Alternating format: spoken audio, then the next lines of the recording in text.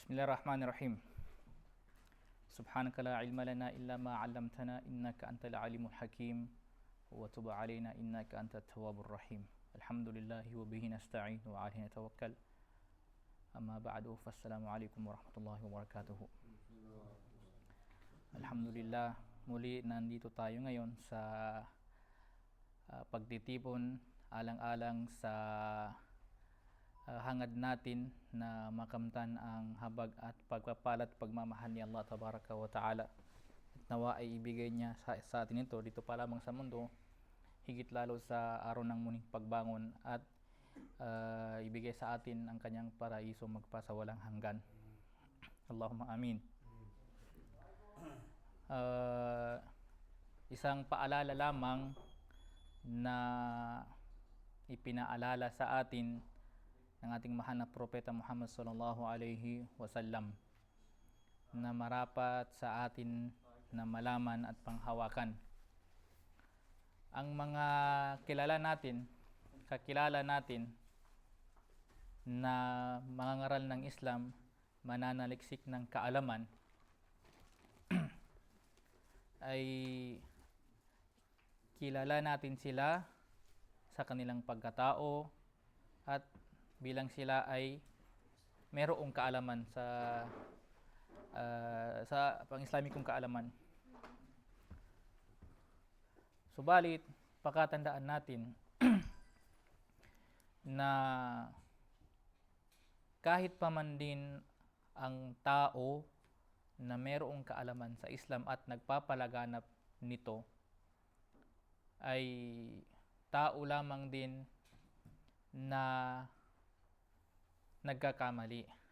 Kagaya ng pagpapaalala sa atin ng mahal na propeta Muhammad sallallahu alaihi wasallam na ang lahat ng angkan ni Adan, lahat ng lahi ni Adam, lahat ng tao sa makatuwid, ay ang binigkas niyang salita doon ay sa lugawi, sa salita ng Arabic ay khatta, na ang ibig sabihin ay talagang magkakasala o makakagawa ng pagkakamali.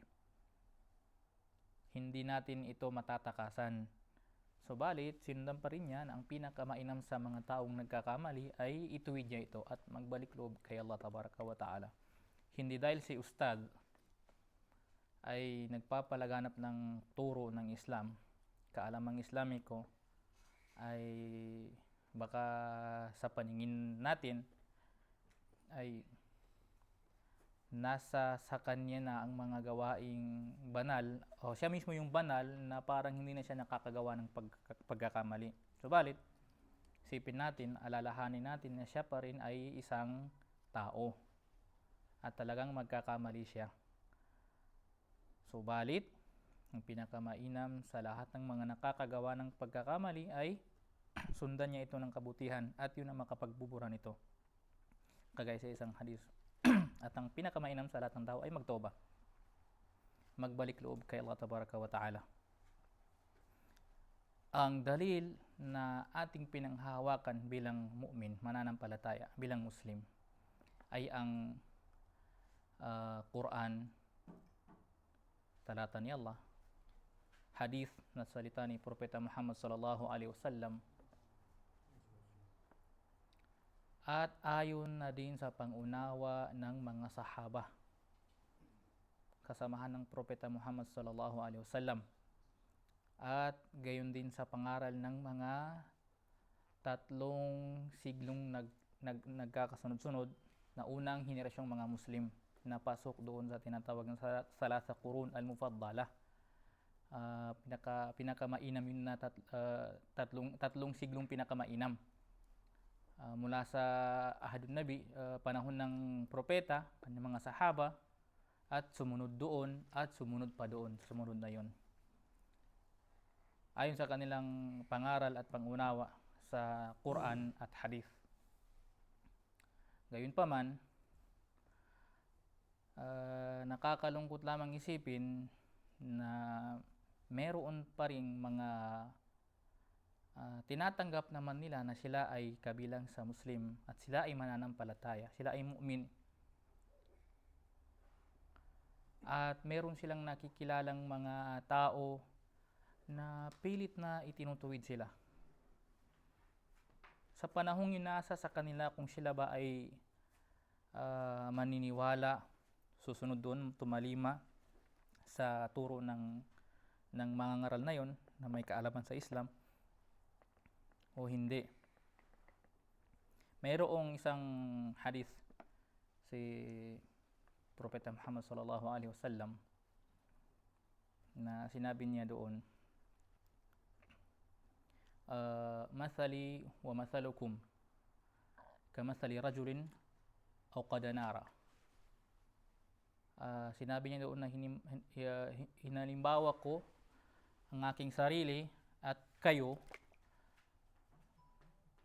kamathali rajulin aw qadanara, na para bagang isang tao na sinisilaban, gumagawa siya ng apoy sa pamamagitan ng pangatong na yun. Gumagawa siya ng apoy sa makatuwid, sa madaling sabi. Tao na gumagawa ng apoy. فَجَعَلَ الْجَنَادِبُ وَالْفَرَاشُ يَقَعْنَ فِيهَا وَهُوَ يَذُبُّهُنَ عَنْهَا. Sabi ng mahal na Propeta Muhammad sallallahu alaihi wasallam, wa ana akhidun bihujazikum 'anil nar wa antum tafallatuna min yadi.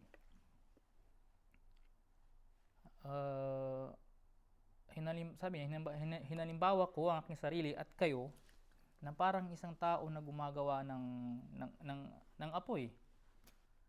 At pagkaraan na meron ng apoy,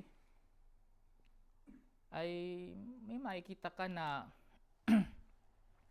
mga janadib wal farash, yung mga gamo-gamo, yung mga lumilipad-lipad ng mga paru-paro, mga gamo-gamo, lalapit doon sa apoy na yun. At yung tao naman na yun na gumawa ng apoy na yun, na pilit lumalapit yung mga nakikita niyang gamo-gamo at saka mga paru-paro, tinatabi niya ito. Doon niya sinabi na, wa ana akhidun bihujazikum 'anil nar wa antum tafallatuna min yadi. Ako naman, sabi niya doon, hinahawakan niya yung nang mahigpit yung yung sa gawing bewang natin. Subalit, para mailayo sa mga anumang kapahamakan, ibig sabihin, subalit kayo din yung nagpupumiglas.